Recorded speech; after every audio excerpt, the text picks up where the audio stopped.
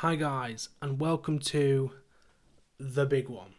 This is my World Cup 2022 predictions. Now we're going to be using the classic predictor that everyone seems to be using right now, and basically I'm just going to give you a run through, group by group, through the knockouts, up until the winner of my predictions. Non-biased, he says. So without further ado, let's get right into it. So, first things first. Group A. Now, we are going to say that the Netherlands are going to win. I think that's pretty unanimous across the board. Now, these three, it gets a bit tasty here. It does get a bit tasty here because it really could be any of them, especially with Mane now set to miss the entire tournament. I do still think Senegal will have enough to get through. And then we'll go Ecuador and Qatar. That is my prediction for Group A. Senegal, I think, are going to be too strong. They've got some decent players scattered around, so I don't think they're going to concede much against Ecuador and Qatar, and I think that's basically where it's going to come down to. Group B, the Three Lions to top the group. I don't think that's biased at all, in my opinion. Iran to come bottom, the USA and Wales. Now, this is their first group. Now, for me, this is the game that decides who comes second. Whoever wins this game comes second. And the USA do play a very open and expansive brand of football. And with Wales, if they decide to sit deep and hit in transition on the counter-attack, Gareth Bale, Dan James, Brennan Johnson, in transition, that's going to be quite deadly. And then you've still got Kiefer Moore if they want to be more direct. So for that reason, I think Wales will just tip through. Group C. Let's have a look at Group C. Argentina to win it. Standard. Kingdom of Saudi Arabia will come bottom, but it's not going to be. I think the games with Saudi Arabia, they may still lose all three games, but it's going to be close because they're going to bring tens of thousands of fans because they can just drive over the border. So it's basically going to be a home game for Saudi Arabia every single game. Now, Mexico and Poland. Mexico always seem to get out of the group. No matter what group they're in, they always seem to get out. But I think the run will come to an end. Lewandowski is just going to back goals, isn't he? Zelensky seems to be in good form. Group D. France, Australia, Denmark, Tunisia. France to win it. Denmark second. Australia third. Tunisia fourth. But, and there's a big but, I think Denmark may shock some people. Denmark could easily win this group. Denmark could easily come in here and win it. But you've got to back the reigning champs. You've got to back the firepower they still have, even without Pogba and Kante midfield. They've got the next generation, Camavinga, Tchouaméni. So about Denmark are the dark horses of the tournament, for sure. Watch out for Denmark in this tournament. They're going to be special to watch. Midfield three, Delaney, Højbjerg and Eriksen. It's as good as midfield as any, really. So I won't be surprised if Denmark end up topping this group. Group E, Germany to top it, Spain to come second, Japan third, Costa Rica fourth. Now with Spain, I would put them top if they had that focal point, but they don't. They're going to have a lot of control over most games they play. But it does seem to be that most of their players want to come to feet rather than being the spearhead. And for that, I don't think they'll score many. I think they'll definitely get out of the group. But if it comes to the knockout stages, you could see them lose on penalties or extra time. So I think Germany are going to do very well. Group F, Belgium, Canada, Morocco, Croatia. Belgium to win, Croatia second, Canada third, Morocco fourth. I would like to see Canada possibly sneak in, but you've got to just back Modric and Perisic, and the experience that Croatia have. It's undeniable. And Belgium are going to be Belgium and batter everyone. Group G, Brazil to win, Cameroon bottom, and I'm going to go Serbia to sneak through. They could play a back five with two strikers, and the two strikers they have Mitrovic and Vlahovic, with Milinkovic, Savic behind, Kostic out on the left. Those four alone could win you games. And Brazil are going to have four attackers going forward, so Neymar, Jesus, Anthony or Rafinha on the right, and then what's the name I'm looking for? Vinicius Junior on the left. It wouldn't surprise me if Switzerland do. I think that's also a very safe prediction. Switzerland to come second, but I'm going to back just the powerhouses of Mitrovic and Vlahovic, and just Mitrovic is in form, so he's going to score goals. Group H, Portugal to win, Uruguay second, Ghana third, and South Korea fourth. Now South Korea fourth because Son's got a little bit of an injury, I think, and Ghana have got a good crop of players right now. Tariq Lamptey's playing for them now. Inaki Williams, I believe, is declared for Ghana. Thomas Partey in midfield. Those three alone are going to be big for them. They have got other players, but Uruguay and Portugal is going to have too much, and it's as simple as that. Here we go. I'm going to try and not scroll through. I'm going to try and react to the fixtures as they come. So the first round of 16 game, Netherlands, Wales. Netherlands. Not much more really to say, is there? Argentina, Denmark. Argentina. Germany, Croatia. I'm going to go Germany. Brazil, Uruguay. I'm going to go Brazil. England, Senegal. Missing Mane. I think we should dominate that game. France and Poland. France. Simple as that. Belgium and Spain. Belgium. Spain have got good players, but they're just missing that striker. Whereas Belgium are going to have Lukaku running up against Laporte and Pau Torres. De Bruyne is De Bruyne, so Portugal, Serbia. I'm going to go Portugal. Now we go Portugal, Belgium. Now this is a tough one. They're both strong. Portugal probably have more individual players. They played last night against Nigeria without Ronaldo and won 4-0. But with Ronaldo, are they going to be as united after everything that's going off? I'm not sure. It's a very tough one. De Bruyne is going to be flying. Lukaku probably scoring. But Portugal have got too many players. Too many good players.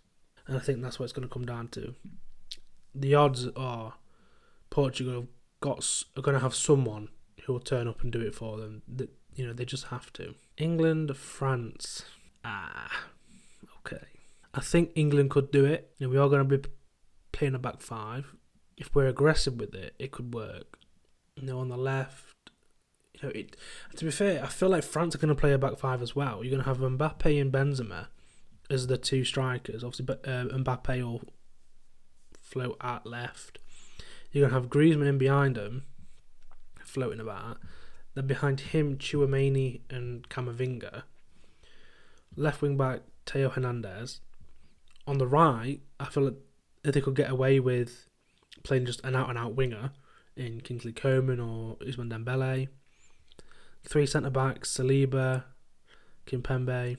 Varane's coming back from injury, that he might be able to get in. Maybe they don't risk Varane and they put Pavard in, maybe. So when you put it like that, you're going to have Walker behind Trippier.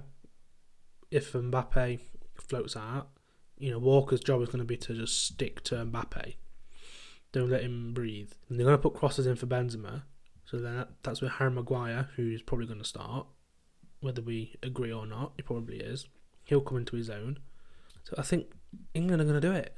England are going to beat them. There, I said it. Germany, Brazil. Oh, Brazil. Brazil's starting 11 is one of the strongest, I feel. They've only really got two weaknesses, and that's at fullback. Whether I suspect Eder Militao to play right back rather than Dani Alves. Left back Alexandro maybe.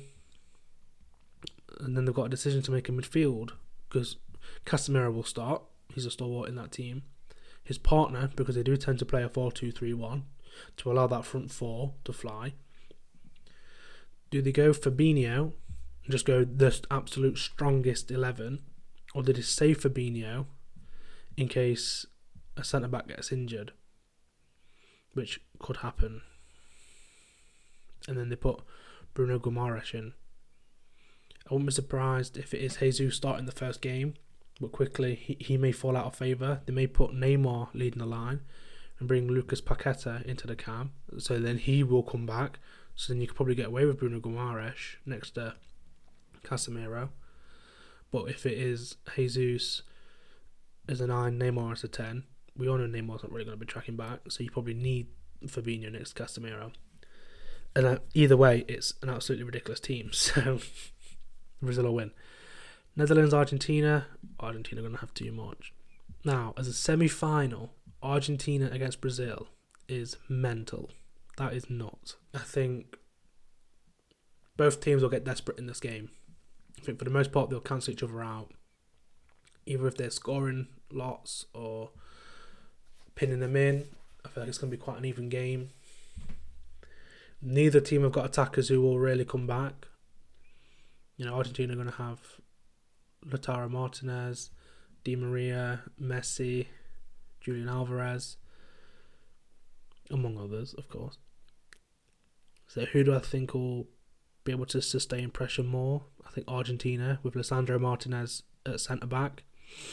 That ball comes to him, he can play that sharp pass forward through the lines into one of the wingers to keep the pressure on. But when they get desperate, and I think both teams will get desperate, and they just start putting crosses in, who will win that battle? And I think Brazil will win that battle. I think Brazil have got more individuals, same with Portugal. They've got more individuals to drag them through. Argentina are just going to give the ball to Messi and let Messi try and do it. Whereas I think if they let Di Maria have a go, just to mix it up and give those Brazil defenders a different look, then they might have more luck themselves. But I think Brazil are going to be too much. England, Portugal. 3 Lions are going to the final once again. And it's definitely not biased. Not biased around in this channel. Look, I think the obvious is to go Portugal because of how many individuals they have. But in a back 5, which I suspect Southgate will play, Portugal start putting crosses in. That may be a game where we see Dalot at right back, Cancelo at left back, and just cross galore for Ronaldo, Gonzalo Ramos, Adrian Silva. Then you've also got Bernardo Silva in behind, Bruno Fernandes. I think our pace going forward will be too much for Pepe and Ruben Diaz. One of them's got to stick to Kane because it's movement. So, but then if Kane comes deep, they're going to have to pass it on to the CDM, which, whoever that may be, William Carvalho or João Palhinha. And then we have 2 pacey wingers in Sterling and Saka, or Rashford and Saka. Bursting in behind, I don't see how Pepe and Ruben Diaz will cope. It wasn't even Ruben Diaz who played last night against Nigeria, but England in the final. And if we're going to say England get to the final, we have to back the boys, back the 3 Lions, back Southgate. We're going to beat Brazil in the final. And again, I don't think it's as far-fetched as it sounds, because again, we sit deep, they start pumping balls in, Maguire wins every header, it falls out to our midfielders. We see Rashford, Saka, Kane get in behind. You know, in the final against Italy in the Euros, we saw Walker get round Trippier. Everyone will look to Brazil to put us away, but I'm going to back the boys. I think England could do it. It's a very, very tough route. France, Portugal, Brazil, but we can do it. We have the players to do it. Southgate needs to let the handbrake off a little bit. Let us be aggressive with the back five. Really get into him and take it to him, and we could beat any team in the tournament. Now, I do just want to show you that route could look very, very different. We should get past Senegal pretty easily. Then it's 3 tough games. So, if we go back to the group stage, and where is the French? Here we go, France and Denmark. Because Denmark could win this group. If Denmark win the group, it's a very, very different thing for England. And Denmark will beat Poland. We then have Denmark, and we beat them in the Euros. Again, it was a close game, but we beat them in the Euros. And then we're in the semi-final. So, you know, and if it is Portugal who get that far, which probably will be, or Belgium, we can beat both of them teams. So then we have an easy route, a tough game to get us into it, and then we have the final. That could easily happen. You know, a lot of these groups where second place and third could switch, or second place and first. So England will win the World Cup. Southgate will leave, and we get a new manager in who will take us to the next level. Even if we draw France in the quarters and we lose in the quarterfinals, knowing that it's France, I don't think there'll be complaining because France is still a powerhouse. So there we are. I think England-Brazil final, but it could easily be Argentina. Netherlands might end up shocking Argentina there in the quarterfinals, and then it's a very interesting tournament, and I'm here for it. I'm absolutely here for it. So let's just see what happens. Let's back the boys, and Southgate takes that handbrake off. We could be having a trophy on the plane back with us. So guys, thank you for watching the video. Those are my predictions. England to win the World Cup. It's coming home. Let's get behind the boys. If you have enjoyed the video, don't forget to like and subscribe. Leave a comment with your predictions. And I'll see you in the next one. Peace.